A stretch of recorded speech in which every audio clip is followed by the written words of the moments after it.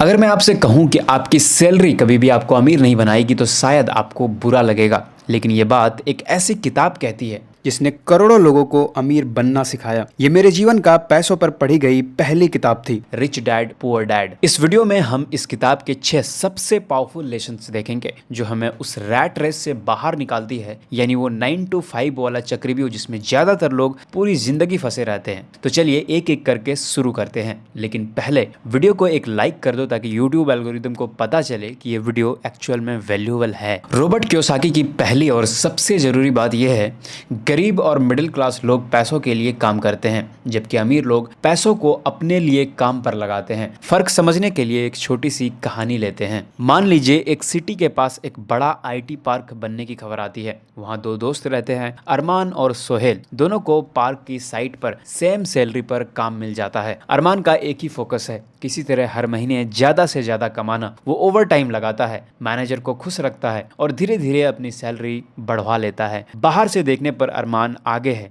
लेकिन सोहेल एक अलग सवाल पूछ रहा है। ये आईटी पार्क आने के बाद इस पूरे इलाके में क्या बदलेगा और उस बदलाव में हम कहाँ फिट हो सकते हैं। पहला, उसे पता चलता है कि आसपास सस्ती जमीनें अवेलेबल है तो वो अपनी सेविंग से थोड़ा छोटा सा प्लॉट खरीद लेता है। और दूसरा, उसे समझ आता है कि पार्क में जो एम्प्लॉय आएंगे उन्हें रहने के लिए जगह चाहिए होगी, तो वो अपने घर के ऊपर 2 कमरे किराए के लिए तैयार कर देते हैं। और तीसरा, जो कंपनी वहां आ रही है वो एक लिस्टेड कंपनी है तो उसके थोड़े से शेयर भी खरीद लेता है। 3 साल बाद कंस्ट्रक्शन का काम खत्म हो जाता है। अरमान की साइट वाली जॉब चली जाती है और उसे कहा जाता है कि अगला प्रोजेक्ट 150 किलोमीटर दूर है, वहां जाओ। समझ नहीं आता। उधर सोहेल के किराए के कमरे भर चुके हैं, पैसिव इनकम शुरू हो चुकी है, उसकी जमीन का दाम भी डबल हो चुका है, शेयर भी ऊपर है। कहने का मतलब यह है कि रिच माइंडसेट वाले थोड़े टाइम के लिए पैसों के लिए जरूर काम करते हैं, लेकिन उसका असली गेम है ऐसे इनकम सोर्स बनाना जो आगे चलकर उनके बिना काम किए भी चलते रहे। अगर अभी तक आपको ये वीडियो वैल्यूएबल लग रही है तो 10 सेकंड का टाइम निकाल के वीडियो को लाइक कर दो और प्यारा सा कमेंट कर दो कि वीडियो आपको कैसा लग रहा है। दूसरा लेसन है फाइनेंशियल लिटरेसी क्यों जरूरी है। कियोसाकी की पूरी किताब असल में एक ही सिंपल फॉर्मूला पर टिकी है, एसेट बनाओ, लायबिलिटी से बचो। एसेट क्या है? जो आपकी जेब में पैसा डाले। लायबिलिटीज क्या है? जो आपकी जेब से पैसा निकाले, बस। अब मजेदार बात यह है कि बिजनेस फैमिलीज में बच्चों को यह चीज बचपन से ही सिखा दी जाती है। एक पुरानी कहावत है, पहले दुकान फिर मकान, यानी पहले इनकम सोर्स खड़ा करो फिर उससे आने वाले पैसों से अपना खर्च और लग्जरी को एंजॉय करो। लेकिन ज्यादातर मिडिल क्लास घरों में उल्टा होता है। सैलरीज आते ही सबसे पहले कार का ईएमआई, महंगा फोन, नई चीजें, यानी पहले लायबिलिटीज और एसेट बनाना हमेशा बाद के लिए छोड़ देते हैं। एक छोटा एग्जांपल है, मान लीजिए 2 लोग हैं, दोनों की सैलरी बराबर है। पहला हर महीने अपने इनकम बढ़ाने से पहले अपना लाइफ स्टाइल बढ़ा लेते हैं, बड़ा घर, बड़ी गाड़ी, बड़ी ईएमआई। दूसरा, पहले हर महीने का एक हिस्सा किसी एसेट में लगाता है, जैसे एसआईपी हो गया, एक छोटा सा साइड इनकम, कुछ भी, और लाइफ स्टाइल को थोड़ा पीछे रखता है। 10 साल बाद पहला अभी भी हर महीने की सैलरी का इंतजार कर रहा होगा और दूसरा एसेट पर बैठा होगा जो उसको खुद कमा कर दे रहा होगा।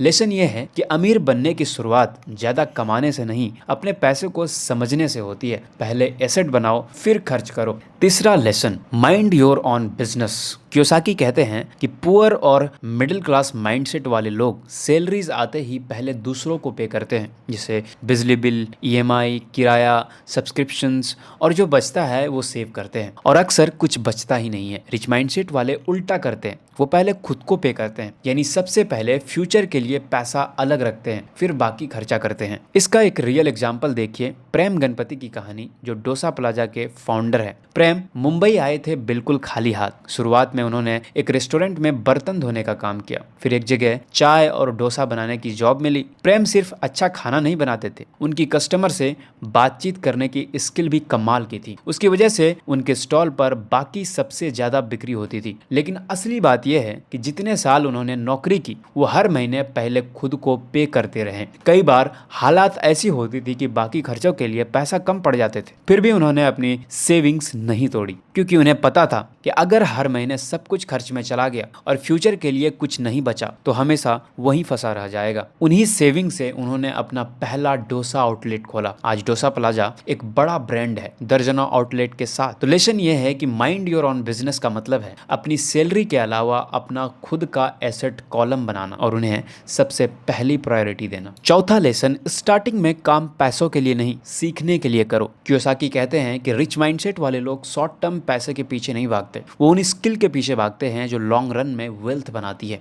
इसका एक शानदार एग्जाम्पल है थिंक एंड ग्रो रिच किताब कैसे लिखी गई। इस किताब के राइटर नेपोलियन हिल है। उस जमाने के दुनिया के सबसे अमीर आदमियों में से एक एंड्रयू कार्नेगी ने नेपोलियन हिल के सामने एक अजीब ऑफर रखा। मैं दुनिया को अमीर बनने का फॉर्मूला देना चाहता हूँ, लेकिन इस रिसर्च में कम से कम 20 साल लगेंगे। इन 20 साल में मैं तुम्हें 1 रुपया सैलरी नहीं दूंगा। नेपोलियन हिल ने सोचा, दुनिया का सबसे अमीर आदमी अगर मुझे मौका दे रहा है तो मुझे हाँ कहनी चाहिए। उन्होंने बिना सैलरी के हाँ कह दी। अगले सालों में उन्होंने सैकड़ों सक्सेसफुल लोगों का इंटरव्यू किया। उसी रिसर्च से बनी थिंक एंड ग्रो रिच, जिसने खुद नेपोलियन हिल को भी अमीर बना दिया। यही पैटर्न बार बार दिखता है। कई बड़े इन्वेस्टर ने शुरुआत में बड़े लोगों के साथ फ्री में काम किया या बहुत कम पैसों में काम किया, सिर्फ इसलिए कि वहां से जो सीखने को मिलेगा वो किसी और सैलरी से कहीं ज्यादा कीमती है। लेसन ये है कि अर्ली करियर में सवाल ये मत पूछो कि तुम कितना कमाओगे, पूछो यहाँ मैं क्या सीखूंगा। स्किल वो एसेट है जो तुमसे कोई कभी नहीं छीन सकता और इसके दम पे तुम अपना पूरा जिंदगी बना सकते हो। पांचवा lesson, the rich invest money. Kiyosaki कहते हैं कि इंसान के पास सबसे बड़ा एसेट है उसका दिमाग। अगर आपने अपनी फाइनेंशियल अंडरस्टैंडिंग में इन्वेस्ट किया है तो आप वहां अपॉर्चुनिटी देख पाते हैं जहां बाकी लोग सिर्फ प्रॉब्लम देखते हैं। एक छोटा सा एग्जांपल लेते हैं। मान लीजिए एक इलाके में 2 दुकान बिकने के लिए तैयार है, बिल्कुल सेम साइज, सेम लोकेशन, लेकिन एक की कीमत दूसरी से आधी है क्योंकि उसकी सस्ती दुकान के सामने एक टूटी हुई सड़क और गंदगी है, इसलिए वहां कोई कस्टमर आना नहीं चाहता है। अब एक समझदार इन्वेस्टर आता है, बाकी सब उस दुकान से भाग रहे हैं, लेकिन वो देखता है कि प्रॉब्लम फिक्सेबल है। वो सस्ते में दुकान खरीदता है, थोड़ा पैसा लगाकर सामने की सफाई और सड़क ठीक करवाता है और अच्छी लाइटिंग लगा देता है। कुछ ही महीनों में उसकी दुकान की वैल्यू दूसरी दुकान के बराबर हो जाती है और उसने उसी को बेचकर अच्छा प्रॉफिट कमाया। उसने कोई नया पैसा नहीं छापा, उसने सिर्फ अपने दिमाग से एक ऐसी वैल्यू इन्वेंट की जो पहले किसी को दिख नहीं रही थी। लेसन ये है कि पैसा असल में आइडियाज और प्रॉब्लम सॉल्विंग से बनता है। जितना आप अपनी फाइनेंशियल नॉलेज बढ़ाओगे उतनी अपॉर्चुनिटीज आपको दिखने लगेगी। इस वीडियो का आखिरी लेसन है ओवरकमिंग ऑब्स्टेकल्स।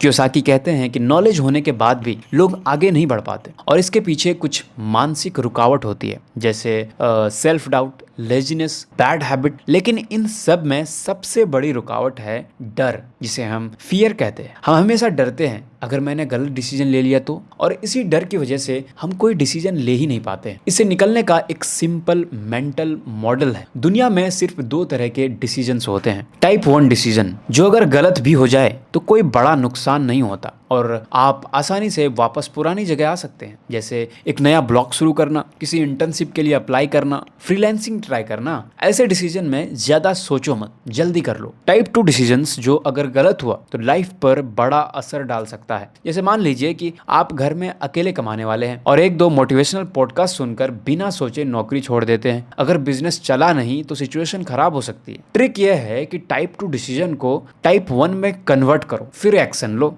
इसी एग्जाम्पल में समझते हैं। नौकरी छोड़ने की बजाय जॉब के साथ बिजनेस बिल्ड करो। जब बिजनेस की इनकम सैलरी से 2-3 गुना ज्यादा हो जाए और स्टेबल लगने लगे तब नौकरी छोड़ दो, क्योंकि अब वही डिसीजन टाइप 1 में कन्वर्ट हो चुका है। तो लेसन यह है कि डर को खत्म करने का तरीका रिस्क को छोटा करना होता है, फिर एक्शन लेना होता है। अगर ये 6 लेसन आपके काम आए तो इस वीडियो को उन दोस्तों के साथ जरूर शेयर करो जो सोचते हैं कि सिर्फ ज्यादा सैलरी से अमीर बना जा सकता है। ऐसे ही फाइनेंस और मनी माइंडसेट वाले वीडियोस के लिए चैनल को सब्सक्राइब कर लो यार, और कमेंट में बताओ कि आज का वीडियो कैसा लगा और अगली ब्रेकडाउन किस किताब की चाहिए। मिलते हैं अगली वीडियोस में, तब तक के लिए सीखते रहो, बढ़ते रहो। जय हिंद दोस्तों।